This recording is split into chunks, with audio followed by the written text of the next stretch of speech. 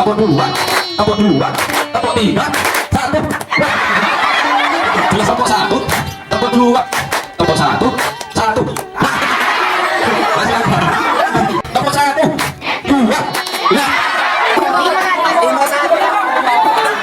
Kita tidak terlepas dari adanya sejarah ataupun asal-usul yang ada di Umbul Kemanten sendiri. Nah, di Umbul Kemanten sendiri, teman-teman semuanya, ini ada dua versi legenda yang secara turun-temurun diceritakan dari nenek moyang terlebih dahulu. Itu ada dua legenda. Yang pertama itu tentang penamaan Umbul Kemanten sendiri. Nah, yang kedua itu tentang asal usul sumpil butung. Teman-teman semuanya tahu sumpil? Sumpil itu binatang yang kayak siput yang di kali itu loh, warnanya hitam itu loh, kayak keong. Nah biasanya sumpil yang ada di sungai ini teman-teman itu kan ujungnya lancip. Kalau di Umbul Kemanten sendiri ini sumpilnya butung teman-teman semuanya. Nah itu ada ceritanya ternyata.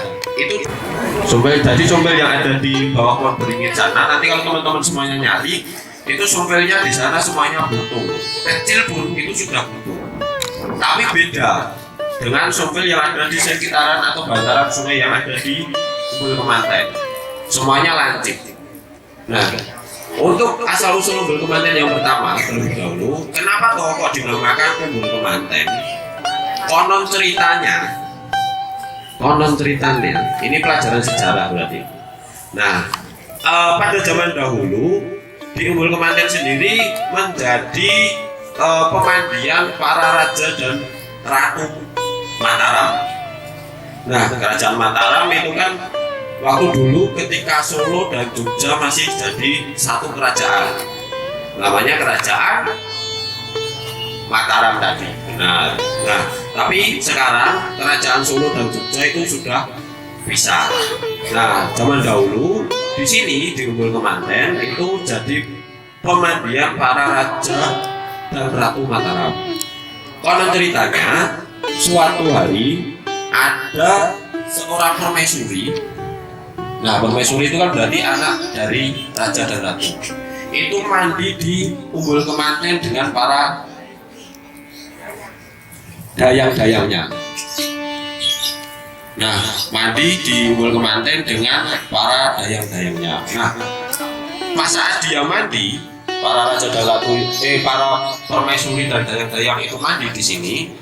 Dia secara tidak sengaja itu menginjak sumpil yang ada di Umbul Kemanten. Nah, karena kan ujungnya lancip nih teman-teman semuanya. Ketika kita injak, otomatis kaki kita berdarah. Nah, ketika sang permaisuri tersebut mandi di sini, menginjak sumpil yang ada di Umbul Kemanten, dia berdarah. Nah, ketika dia berdarah, kemudian saat permaisuri tersebut pulang, ceritanya dia adul-adul dengan bapaknya, dengan orang tuanya, Raja Mataram waktu itu. Bapak, ibu, saya tadi mandi di Umbul Kemanten, secara tidak sengaja injak sumpil yang ada di situ dan kakinya berdarah. Nah, zaman dulu perkataan ataupun titah dari para raja itu bahasanya apa ya? Mandi, apa bu? Manjur. Nah, dari perkataan dari para raja waktu itu manjur semuanya. Nah, dikutuklah sumpil yang ada di Umbul Kemanten sini. Saya kutuk sumpil yang ada di Umbul Kemanten ini dari kecil sudah butuh. Nah, sampai sekarang teman-teman semuanya nanti bisa dibuktikan, bisa nyari nanti sumpil yang ada di Umbul alaminya. Sampai sekarang kecil pun sumpil yang ada di sini itu sudah buntung teman-teman semuanya. Bukan kami karyawan yang ada di Umbul Kemanten ini motongi ujung dari sumpil-sumpil ini, tidak. Tapi ya dari kecil sumpil yang ada di sana itu sudah buntung. Nah, itu legenda yang pertama tentang asal usul sumpil buntung yang ada di Umbul Kemanten sendiri. Nah, asal usul yang kedua atau cerita rakyat yang melegenda yang kedua tentang penamaan Umbul Kemanten sendiri. Nah, konon ceritanya waktu ada seorang pengantin yang waktu itu dipikit. Teman-teman semuanya tahu nggak dipikit apa? Apa Mas? Tidak. Betul sekali. Tepuk tangan dulu buat Mas siapa? Bintang. Betul, 100. Nah, konon ceritanya waktu dulu ada sepasang calon pengantin itu dipikit. Dipikit itu dilarang untuk bertemu selama 40 hari 40 malam.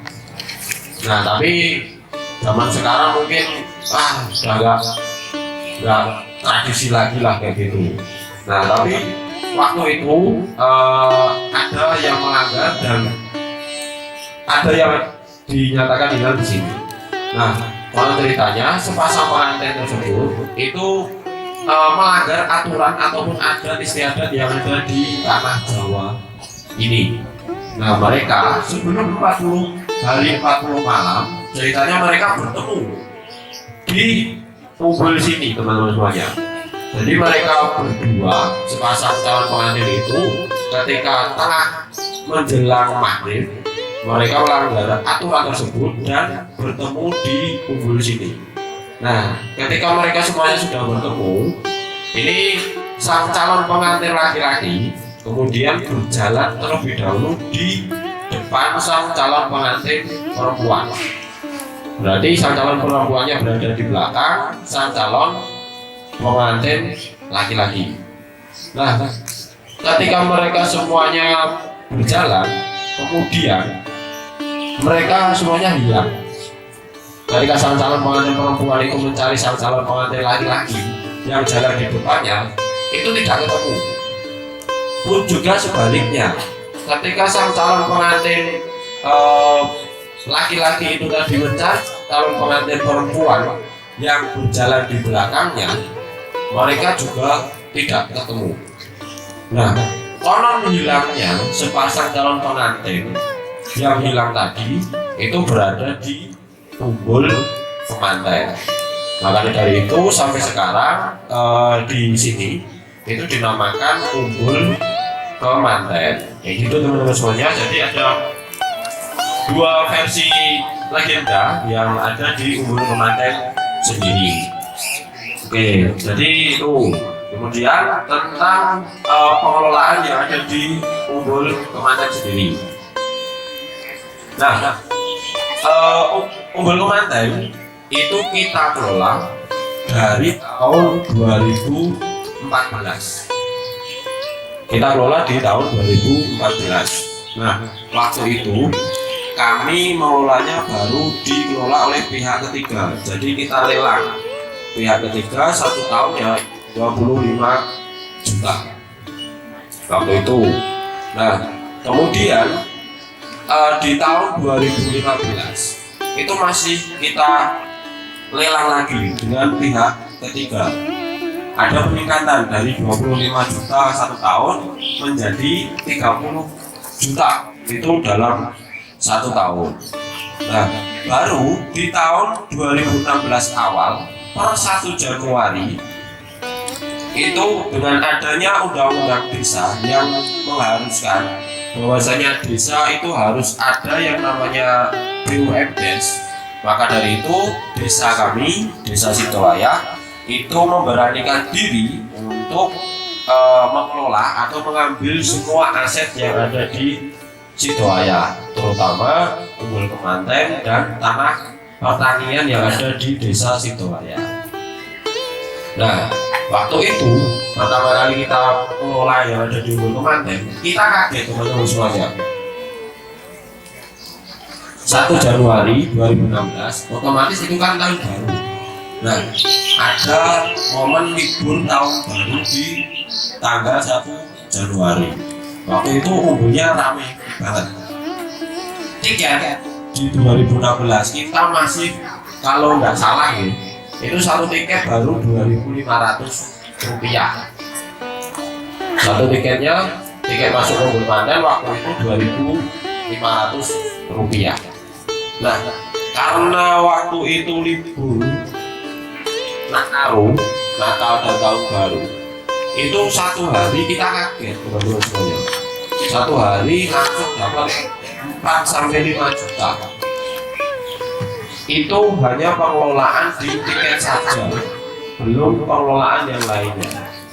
Nah, dari situ kami pengelola yang ada di Umbul Kemanten maupun yang ada di desa itu semangat teman-teman semuanya. Wah, dari kemana saja toh? Ini kita satu hari saja bisa dapat 4 sampai 5 juta. Itu satu hari teman-teman, bukan 1 tahun. Satu hari dapat segitu dengan tiket 2.500. Nah, waktu itu saat kita ya ibarat katanya kita tertidur langsung bangun, kita semangat. Bahwasanya desa Sidowayah ini punya potensi yang bisa untuk dikembangkan dan bisa untuk menumbuhkan UMKM yang ada di desa Sidowayah sendiri. Nah, terus berjalannya waktu sampai sekarang di 2024, kami kebetulan mempunyai beberapa aset yang bisa kita kembangkan teman-teman semuanya. Seiring berjalannya waktu, kita juga harus ada kemajuan, terus juga ada evaluasi, kemudian juga ada inovasi yang harus dikembangkan di Umbul Kemanten sendiri. Waktu itu kami yang ada di Umbul Kemanten, awal pengelolaan baru mempunyai tanah itu kurang lebih 400 meter persegi. Cuman kecil teman-teman semuanya, cuman yang ada di kolam utamanya saja. Kami belum bisa untuk mengembangkan sampai ke utara sini. Kami cuma punya potensi yang ada di sana toh, yang hanya ada di Umbul Kemantennya toh. Nah, baru teman-teman semuanya di tahun 2020 setelah pandemi, jadi ketika kita pandemi COVID 2019 sampai 2020, kita semuanya pengelola yang ada di Umbul Kemanten ini diliburkan. Jadi kita libur kurang lebih 8 bulan. Karena apa ya? Karena virus corona tersebut.